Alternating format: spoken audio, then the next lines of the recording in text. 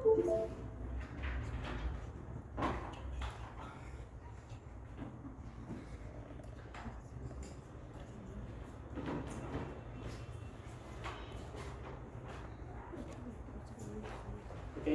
buenos días a todos, ¿cómo están? Soy el doctor William Vilca. Muy bien, muchachos, soy docente de la cátedra de fisiología. Soy médico especialista en nefrología, muy bien, y soy especialista en nefrología intervencionista. Actualmente soy médico del Hospital de Clínicas, el hospital que queda al frente, ¿no? Bueno, habiéndome presentado, el día de hoy vamos a dar inicio a las clases de fisiología renal. Muy bien. Esta parte es fundamental, fisiología renal, porque nos va a llevar a comprender diferentes características funcionales de los riñones. Los riñones participan en múltiples funciones.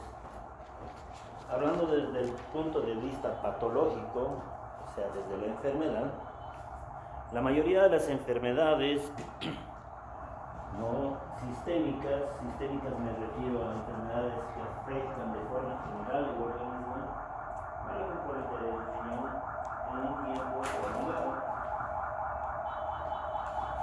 La nefrología es un área de la medicina interna donde evidentemente se tratan patologías renales, o sea, patologías que implican al riñón. Sin embargo, esta especialidad se caracteriza porque uno no deja de hacer medicina interna. ¿A qué me refiero? Sin menospreciar las otras especialidades, ¿no?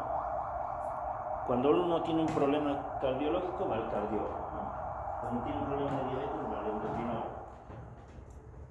Por ejemplo, las cardiopatías, las diabetes, ¿no? Con el tiempo llegan a comprometer la función renal. Si es un paciente no hidratado, que no toma su medicación, etc. Entonces, en nefrología, nosotros no solo vemos riñones, vemos lo que es el manejo del medio interno, la medicina interna. Muy bien. Por lo cual, debemos conocer, ¿no?, todo lo que implica, ¿no?, el manejo de la homeostasis. Porque una de las funciones principales del riñón es mantener la homeostasis. ¿Qué es la homeostasis? Es el equilibrio, ¿no? El equilibrio del medio interno. Bueno, ya para entrar en generalidades, tenemos que conocer, ¿no?, la distribución anatómica de los riñones. Los riñones son parte de la vía urinaria. Tenemos, ¿no?, dividida la vía urinaria en dos partes, va a ser la vía urinaria alta y la vía urinaria baja. La vía urinaria alta comprende lo que son los riñones y los uréteres. Y la vía urinaria baja comprende la vejiga, la uretra, ¿no? En el varón se añade otro órgano, que es la próstata, ¿no es cierto? ¿Y esto por qué será tan importante conocer la distribución de la vía urinaria? Por ejemplo, existen lo que son las infecciones urinarias. No sé si han escuchado alguna vez el término, me han dicho que tengo cistitis, ¿no? ¿Saben qué es cistitis? ¿Alguna idea? Ya, muy bien. Cistitis significa inflamación de la vejiga y esta generalmente es secundaria a una infección urinaria. ¿Han escuchado el término pielonefritis? Pielo significa riñón, ¿no? O pelvis. Nefritis de nefros, de riñón. Una infección de la vía urinaria, pero localizada a nivel de los riñones. Las infecciones urinarias, por ejemplo, se clasifican en infecciones urinarias altas e infecciones urinarias bajas.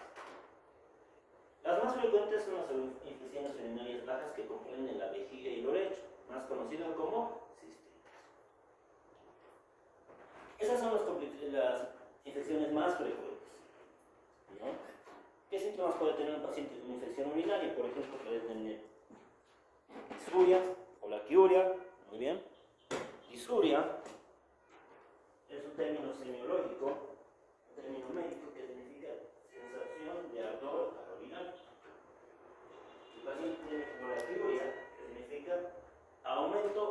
la frecuencia miccional.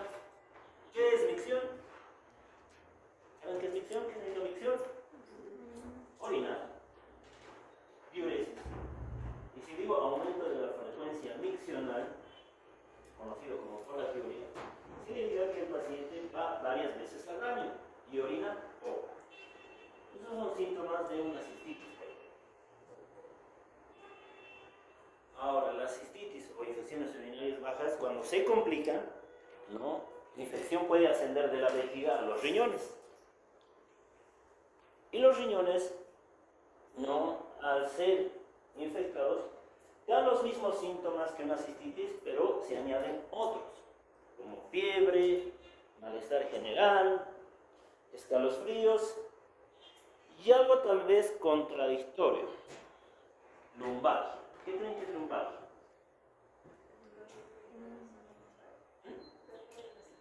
Bien, todo lo que termine en algia es dolor. Si dice lumbalgia, dolor, lumbar, ¿no? Si digo, por ejemplo, artralgia, ¿qué creen que significa artralgia? Dolor de las articulaciones. Si digo gonalgia, me refiero a un dolor de la rodilla.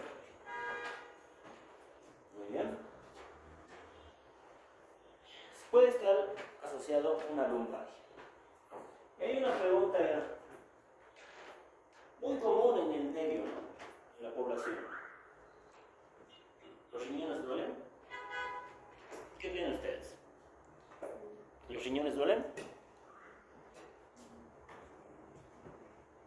¿Cuál es tu nombre? Bueno, ¿qué crees? ¿Los riñones duelen, sí o no? No, por ahí, ¿qué opinas? Por ahí, ¿qué opinas? En realidad los riñones no duelen. Doctor, ¿cómo sé que estoy mal de los riñones? O doctor, me duele aquí los riñones. Esa es la gran mayoría de los pacientes que vienen conmigo, que me duelen los riñones. En realidad los riñones no duelen. No dan síntomas las enfermedades renales. No dan manifestaciones las enfermedades renales. ¿Cuándo dan manifestaciones? Cuando ya hay una enfermedad avanzada. Pero en etapas iniciales no da síntomas. ¿Cuál creen que es la causa principal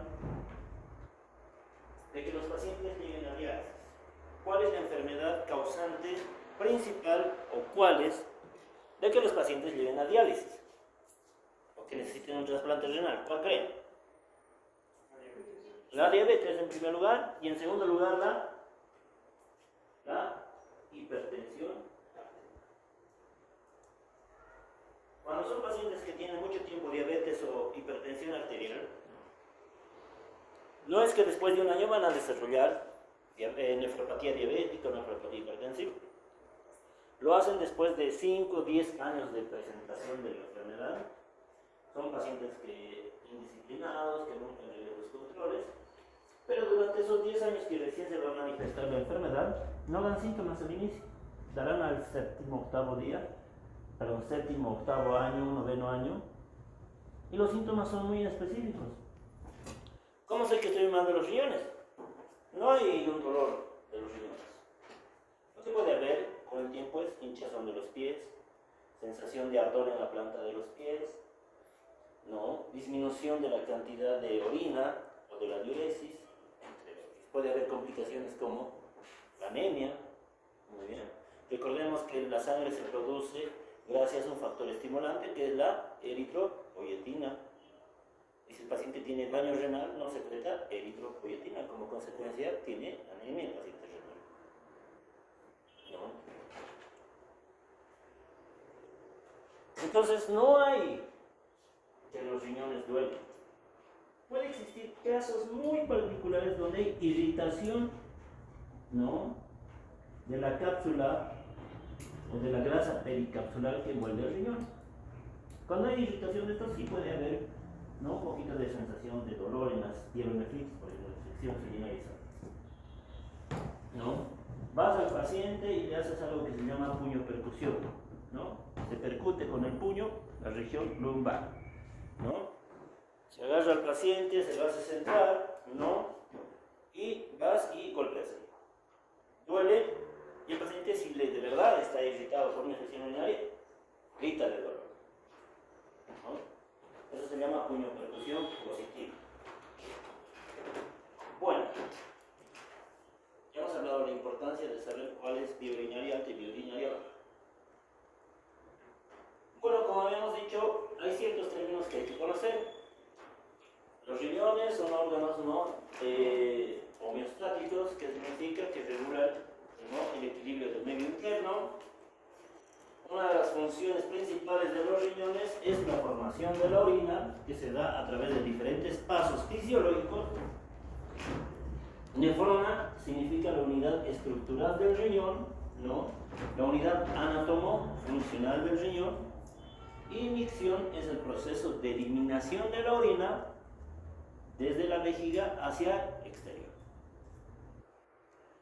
Bueno, simplemente anatomía. Hay algunas cosas que hay que recalcar. Anatomía no es muy complicado en la parte renal, pero hay algunas características que debemos, ¿no?, resaltar. Dice que los riñones son órganos retroperitoneales. ¿Qué quiere decir eso? Que son los únicos órganos que se encuentran fuera del peritoneo, detrás del peritoneo, ¿no? Su ubicación normalmente está entre T12, o sea, con vértebra torácica 12 y la L3. Pero conocemos que el riñón derecho generalmente está un poco más abajo que el izquierdo. ¿Por qué? Por el hígado. Por el hígado. Por el lado derecho tenemos el hígado. Y eso es muy importante al momento de ver, ¿no?, a un paciente. Noel, ¿cuántos riñones tienes? No se ve. ¿Cuántos riñones tienes? 2. ¿Cuántos riñones tienes? 2. ¿Cuántos riñones tiene usted, señorita? 2. Usted me han dicho 2. ¿Y qué tal si les digo que puede que tengan 1? ¿Por qué creen que tienen 2? ¿Por qué? ¿Alguna vez se han hecho una ecografía renal? Por anatomía se sabe que todos tenemos 2 riñones, ¿ya? Voy a aprovechar, justo tengo un paciente que no tiene un riñón ahora. Voy a sacarle foto de eso y mañana se los traigo. Por anatomía, todos sabemos que tenemos 2 riñones. ¿Será que una persona puede vivir normalmente con un solo riñón? Sí. Afortunadamente tenemos 2 riñones. Los 2 trabajan 50-50, se apoyan. Pero si hay, ¿no?, por alguna razón, X o Z razón, y un riñón no existe, ya sea enfermedad, cirugía o desde el nacimiento no lo tenga, pero el riñón compensa y trabaja por 2, obviamente empieza a crecer un poco más. Entonces, la mayoría, no la mayoría, una parte de nosotros, ¿no?, de la población en general, puede que tenga solo un riñón y no se da cuenta porque lleva su vida de forma normal, ya que un solo riñón puede completar la función de los 2. Por eso también la donación renal no es inconveniente para tener una buena calidad de vida después de haber donado un riñón. Se cree que después de donar un riñón tu vida va a cambiar, te vas a enfermar, etc. Y no es así. Hay esa creencia, ¿no?, muy, se podría decir, limitada en nuestro medio, que evita la donación renal. Pero les podría sorprender que de vez en cuando encontramos pacientes con un solo riñón que nunca se han dado cuenta que solo tenían un riñón, porque siempre han estado bien. Y es lo que les digo ahora. Justo tengo una paciente de 28 años de edad con lupus, internada en el hospital. Le hacemos todos los estudios. ¿Cuál es el estudio específico para saber las características anatómicas del riñón? Es una ecografía renal. Mañana les traigo esa imagen. Le hacemos la ecografía renal y nos dice no se evidencia el riñón izquierdo. El derecho sí se evidencia. No, el izquierdo es el que tiene y el derecho es el que no se evidencia. Entonces nosotros le pedimos un estudio más específico, que es una tomografía. La tomografía, no, es un estudio imagenológico donde el paciente entra a una cámara, muy bien, donde se le toman varias fotos en dos sentidos, puede ser. En sentido, ¿qué corte es este? Transversal, y en sentido, no, coronal, también puede ser en sentido. Ahí vas bien, por partes, no, si hay riñón o no. Y evidentemente tiene un riñón, solo uno, el otro es pequeñito, eso se llama la agenesia renal. Es la única agenesia renal que no ha desarrollado ese riñón. Muy bien, este riñoncito mide como, ¿cuánto mide? 4 centímetros. Normalmente, ¿cuánto deben medir los riñones? 12 centímetros. ¿Cuánto miden los riñones? Ya. ¿Qué pasa si les digo que tu riñón mide 10 centímetros? ¿Se considerarían pequeños? ¿Qué opinan? No, no se consideran pequeños. Porque en medicina nosotros no manejamos números, generalmente números exactos. En algunos casos claro. Por ejemplo, los niveles de hemoglobina no son 15, como dice el libro. Pueden variar. Pueden ser entre 14.5 a 16.5. ¿No? Eso vamos a desarrollar esta semana, en nuestra práctica. Y lo propio con los riñones. Generalmente los riñones pueden tener un diámetro entre 10 a 12 centímetros. Eso dice la literatura internacional. Pero se ha visto que en nuestro medio, en población boliviana, no, la mayoría de nosotros, no, sus riñones miden 100 milímetros, 98 milímetros, ¿qué significa eso? 9.8 centímetros, 10 centímetros. Mucho también depende, ¿no?, del promedio de estatura. Pero el promedio de estatura de la población boliviana es mediana a baja, ¿no? Son pocos los de talla alta, ¿verdad? Entonces, es raro encontrar un paciente, o es menos frecuente en realidad, encontrar un paciente con un riñón de 12 centímetros. Al final de estas teóricas vamos a hacerle la ecografía a uno de ustedes para demostrar aquello. Muy bien. Entonces, los riñones pueden tener un diámetro entre 10 a 12 centímetros. Incluso se ha visto que hasta 90 milímetros es permitido, o 9 centímetros. Y eso yo no lo necesito saber, un nefrólogo necesita saber eso, porque cuando son riñones pequeños, menos de 90 milímetros, estamos hablando de riñones con daño crónico. Daño crónico significa un daño que viene hace más de 3 meses. Son riñones irrecuperables. Son riñones que de una persona que en un futuro va a necesitar diálisis. Muy bien. Luego tenemos otros diámetros, ¿no? El ancho de 6, el espesor de 4, que no tiene mucha relevancia en términos de aplicación médica. Más que todo, la longitud.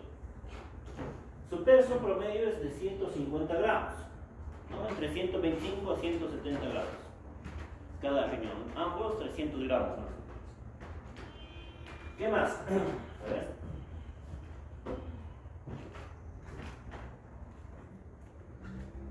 Muy bien. Y algo muy importante también, saber la estructura interna del riñón. El riñón se va a dividir en dos partes, ¿no? Corteza y médula renal. La corteza inicia, ¿dónde? En la parte externa de esto que se llama, ¿qué? Pirámide renal.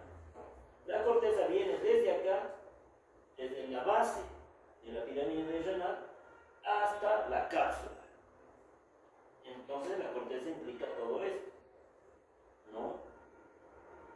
Y la médula comprende lo que son las pirámides renales. Tenemos de 6 a 8 pirámides renales en una persona adulta.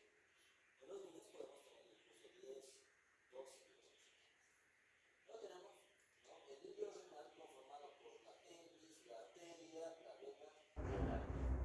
La pelvis renal viene ya corresponde a lo que es el sistema colector de la orina. La pelvis renal está conformada por estas estructuras que se llaman, ¿qué? Cálices menores. 2 a 3 cálices menores hacen un cáliz mayor, ¿no? Y unos 3 cálices mayores forman la pelvis renal. y luego sale o emerge el uréter, ¿no? Esto es muy importante, saber diferenciar anatómicamente cuál es corteza y cuál es médula. Porque al momento de hacer una ecografía renal debemos ver estas estructuras. Si yo no llegaría a ver estas estructuras en una ecografía renal, además de que los riñones puedan ser pequeños y medir menos de 9 centímetros, si yo no logro ver esto, ya estoy diagnosticando a un paciente con enfermedad renal crónica.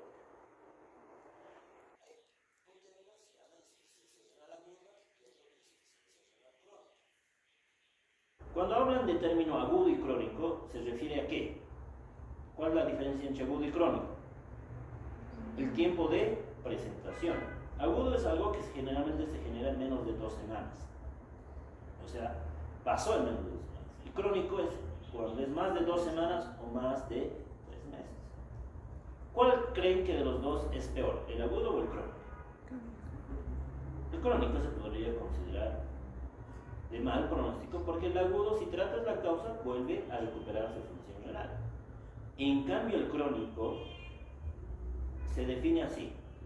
La definición de enfermedad renal crónica es pérdida de la función renal por más de 3 meses, ¿no?, corroborada con pruebas funcionales y o imagenológicas que afecten la calidad de vida de una persona. Y algo muy importante, pérdida de la función renal irreversible, ¿no?, corroborada por pruebas imagenológicas y o laboratoriales por más de 3 meses. ¿Qué significará irreversible? No vuelve a lo normal, no se puede revertir. Entonces, cuando yo no logro evidenciar estas estructuras en la ecografía renal, estoy hablando de un paciente con pérdida de la función renal de forma irreversible. Los pacientes que pueden necesitar diálisis. Pero para que en este diálisis se hacen otros estudios que no es competencia de esta clase, sino cuando estén en 5º año o en 4º, creo que se lleva oncología.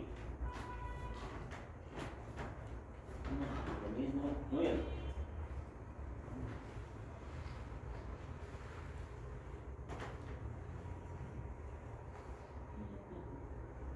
Bueno, también debemos conocer lo que es la nefrona. Habíamos dicho que es la unidad anatomo-funcional de los riñones. Ahora, esta unidad anatomo-funcional no está conformada por 2 grandes partes. Este ovillo capilar o conglomerado capilar, que representa el glomérulo renal, y un sistema de túbulos renales, ¿no? Esa es la nefrona. Para hablar específicamente de esta, lo vamos a tener una clase, la de mañana, para hablar de esto, de la nefrona. Pero lo que hay que ir adelantando, que la nefrona, que está conformada por glomérulo y túbulos, existen 2, ya vamos entrando en tema, ¿no? 2 tipos de nefronas. Nefronas corticales y nefronas yuxtamedulares, ¿no? Las nefronas corticales, como su nombre lo dice, están ubicadas ¿dónde? En la corteza renal. ¿Qué quiere decir eso? Como ven acá,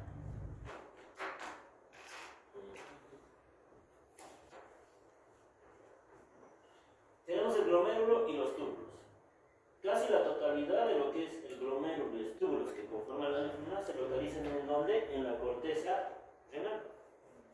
Pero también tengo las nefronas yuxtamedulares. ¿Qué significa yuxta? Al lado de.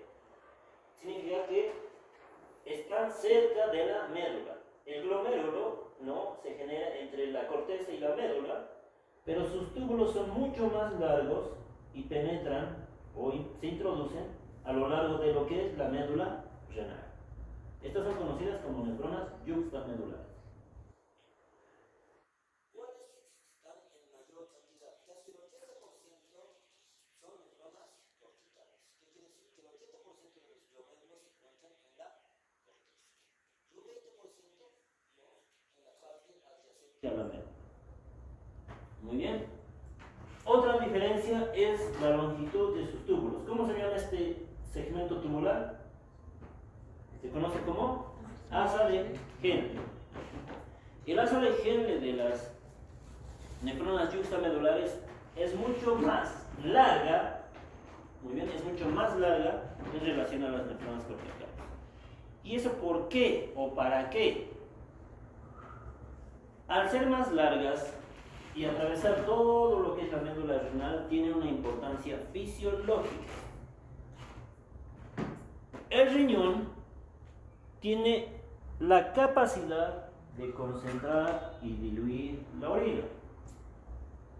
¿En qué casos se concentra la orina? Me refiero a concentrar, que disminuye el volumen de líquido de la orina y se concentren más los solutos, aumenten los solutos. ¿En qué casos nosotros necesitamos concentrar la orina? ¿En qué situaciones? Por ejemplo, si todo el día yo no como y no tomo líquido, estoy en clases de fisiología desde las 8 de la mañana,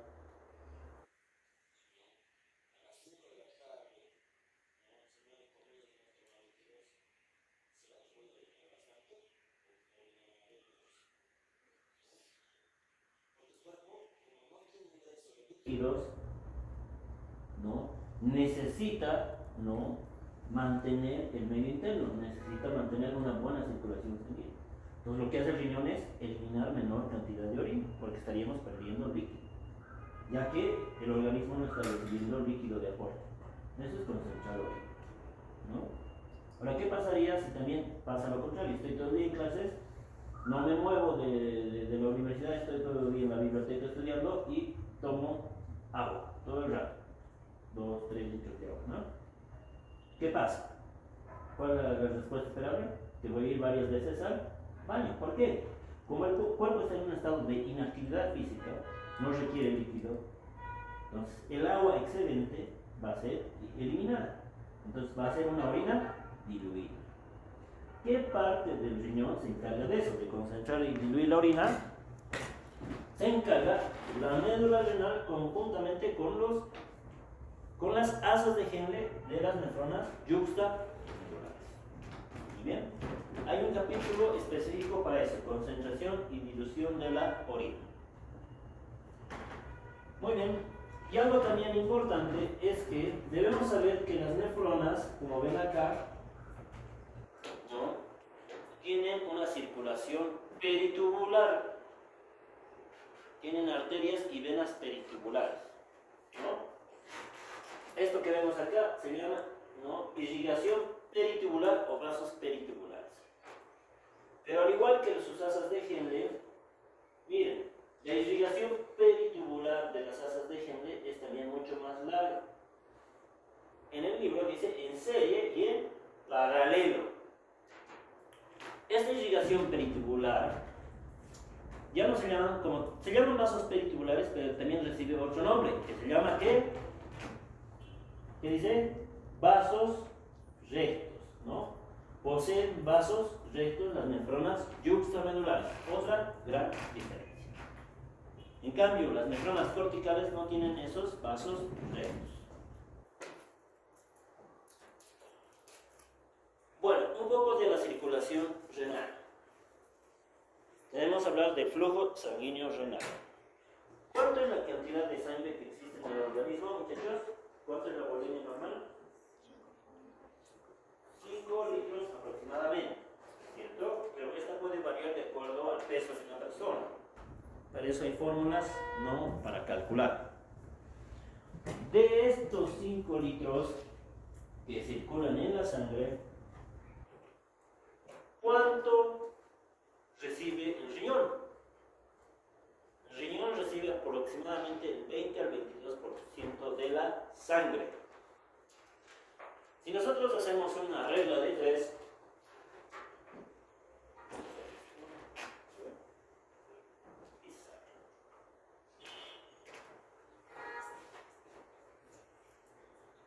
hay algo que se conoce como gasto cardíaco.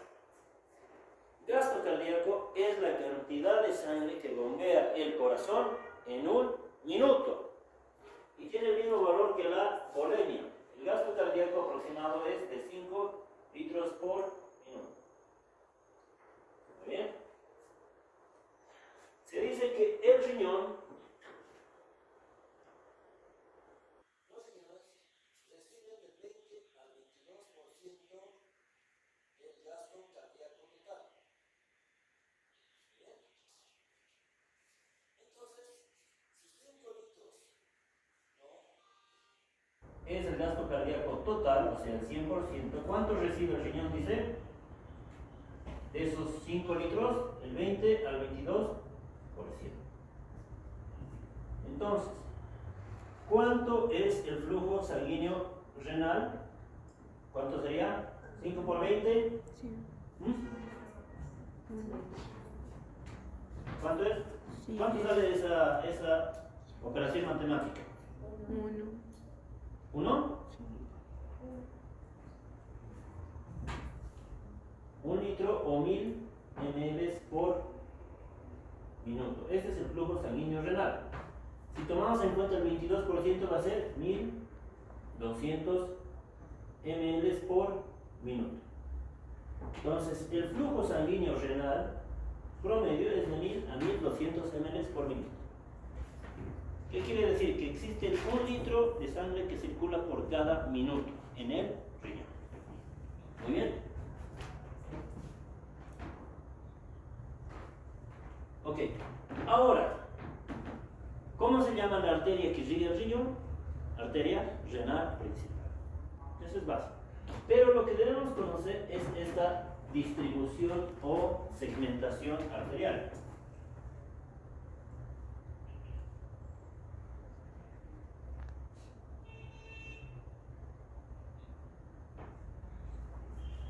La arteria renal principal, una vez que ingrese al hilio renal, se va a dividir en arterias segmentarias, ¿no?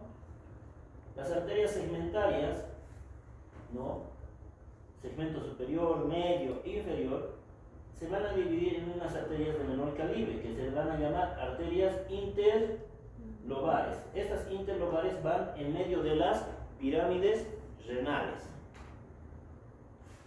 Las arterias interlobares van a dar origen a las arterias arcuatas o arqueadas. ¿Por qué? Que una vez que pasan, ¿no?, el borde lateral de la pirámide renal, van a formar un arco. Por eso son arterias arcuatas o arqueadas. Luego emergen otras arterias más pequeñitas de las arterias arcuatas o arqueadas. ¿Cuáles son estas? Las arterias interlobularias o arterias radiadas. ¿Por qué? Emergen de las arterias arcuata a manera, ¿no?, de radiaciones y atraviesan ¿qué? ¿Qué estructura es esto que estoy señalando acá? La corteza renal, ¿no? De la arteria interlobular va a emerger una arteria. ¿Qué arteria? La arteriola aferente, ¿no? La arteriola aferente, que llegaría a ser esta, ¿no?, ya va a ser parte de lo que es el glomérulo renal. La arteriola aferente va a dar origen a los capilares glomerulares y luego va a dar origen ¿a qué? A una arteria de salida que se llama o arteriola. ¿Qué arteriola es? La arteriola eferente. Muy bien. La arteriola eferente luego se va a conformar lo que son las arterias, que dijimos que se llaman estas, peritubulares. Las arterias peritubulares se van a transformar en venas peritubulares, luego en vénula, ¿no?, aferente, eferente, y van, ¿no?, en retroceso para formar la vena renal. Esto es histología y anatomía, pero tiene mucha importancia en la parte clínica. Con las imágenes que les voy a mostrar al final, van a ver.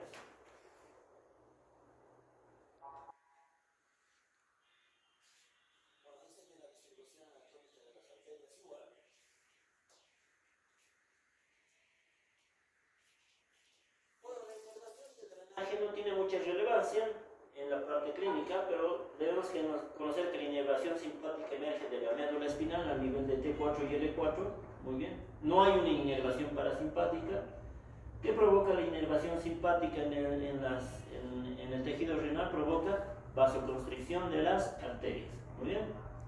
Y el drenaje linfático se origina, ¿no?, en el intersticio renal, llevando, ¿no?, el drenaje linfático al conducto torácico.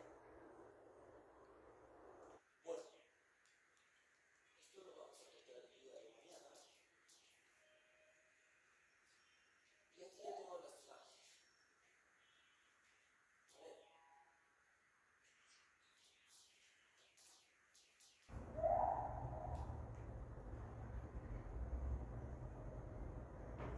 Ahí tengo el riñoncito. Bien. Esta es la ecografía normal, ¿no?, de un riñón sano. ¿Cuál es el riñón? Es todo esto. Bueno, les explico como les explico a mis pacientes. ¿Cómo es esto? Añadir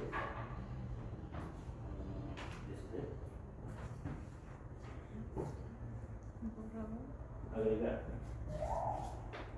Listo.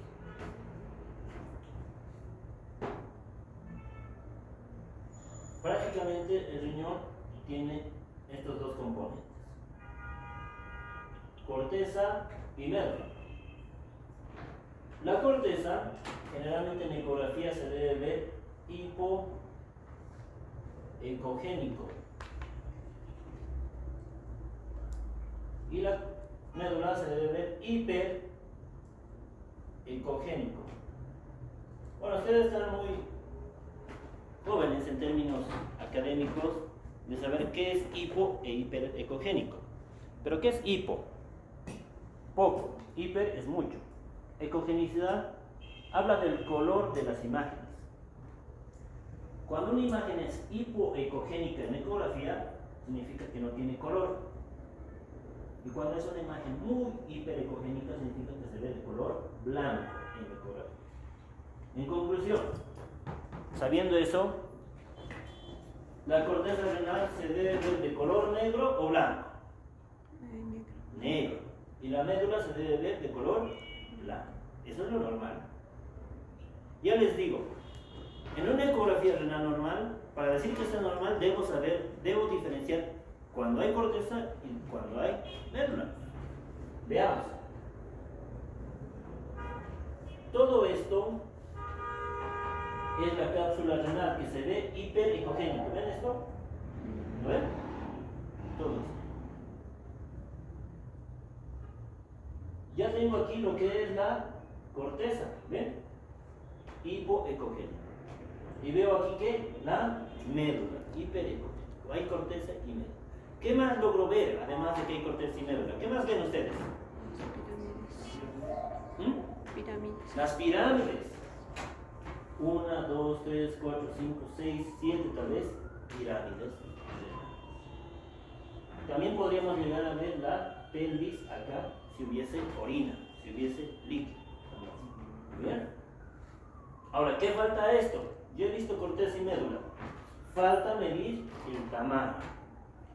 Si este mide más de 9 centímetros, conclusión, riñones ecográficamente normales.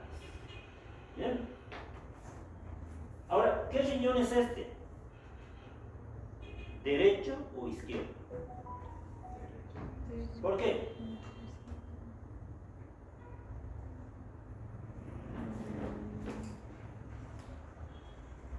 ¿Qué riñón es este? ¿Por qué derecho? Cuando ves el riñón derecho, encima tiene que estar el hígado. Si no hay hígado, es el riñón izquierdo. Algo muy interesante o muy práctico, ¿verdad? Te van a preguntar en tu clase ya de semiología. A ver, dime qué riñón es este. Solo la imagen te van a dar. Entonces, tú lo que tienes que hacer es ver si hay el hígado encima del riñón derecho. ¿No? Si hay el hígado, es el riñón derecho. ¿Muy bien? También vemos que los riñones, algo que me olvidé mencionar, hay un polo superior y un polo inferior. Aquí la imagen está invertida. ¿Muy bien? A ver otra imagen más, a ver. Sí. Por ejemplo, esta es una imagen solamente una ecografía, es un video en realidad que yo hice.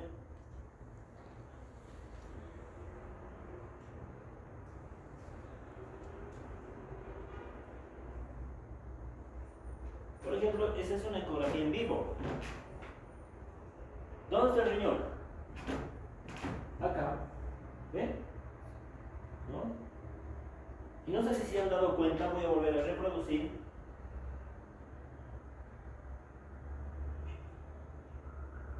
Los riñones no son estáticos, como el corazón o el pulmón. O sea, sí se mueven el corazón y el pulmón, pero no cambian de ubicación. Los riñones hacen esto, ¿no? ¿Por qué? Porque con la respiración, el descenso del diafragma y el ascenso durante la respiración, los riñones suben y bajan. Si yo hago esto, los riñones van a bajar. Si boto aire, los riñones suben, ¿no? Y esa es una, bueno, esta imagen la vamos a volver a ver en un futuro. Hay algunas cositas más que debo explicar, pero esto aquí. Y para concluir esta clase, esta imagen.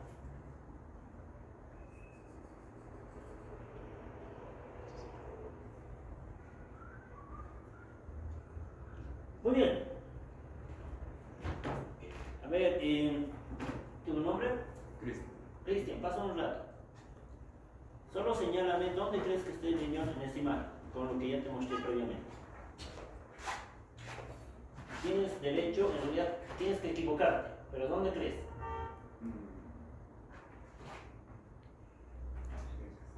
Ya, muy bien.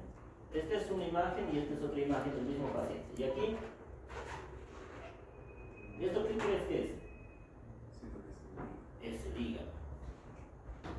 Inmediatamente debajo debe estar el riñón. Aquí está el riñón, pero ¿qué ven aquí? ¿Qué ves? ¿Tú que estás acá adelante? Son riñones. ¿Por qué? Porque está todo blanco. ¿Ven corteza y médula? ¿Ves? ¿Ven el resto? No hay. Y por último, dice distancia. En el riñón se sacan las tres distancias de ecografía: longitudinal, ancho y espesor. La primera siempre es la distancia longitudinal. No sé si los demás alcanzan a ver, pero ¿cuánto dice la distancia 1? 73 milímetros. Muy bien, toma asiento. ¿Cuántos es en centímetros? 7. 7.3 centímetros. 7 centímetros. Dos cosas se han hallado en esta ecografía: riñones blancos o hiperocogénicos. Ya no hay esa relación normal entre corteza y médula. Y segundo, ¿qué más? Son riñones pequeños. Esta es la ecografía de un paciente con enfermedad renal crónica. Este paciente no es que diga que necesita diálisis ahora. Eso depende de muchas cosas, pero lo más seguro es que lo va a necesitar. Muy bien. ¿Entendido? Muy bien. ¿Alguna pregunta? ¿No? Ok. Yo sí. Bueno, más que pregunta es, ¿todas las clases es la misma cantidad de público? ¿No o menos? Ok, díganles que vengan. Porque va a ser de teóricas y parciales. Hay cosas que no hay en el libro. Todo lo que se ha dicho, la gran parte no está en el libro. ¿No es cierto? En el libro dice cuánto, el tamaño del riñón, 12 centímetros. Ya les digo que no es así como tal. Aunque creo que salimos en los videos, ¿no? Pero bueno, eso. Lo otro, ¿qué más? Los que están presentes de mis grupos, pasen el comunicado que mañana los quiero ver a todos los de mi grupo. ¿Muy bien? Yo ya sabía que iba a haber poca cantidad porque se va perdiendo, digamos, el interés, ¿no? Pero yo tengo la facilidad de obligarlos a mis estudiantes, ¿no? Al resto no sé, ya. Pero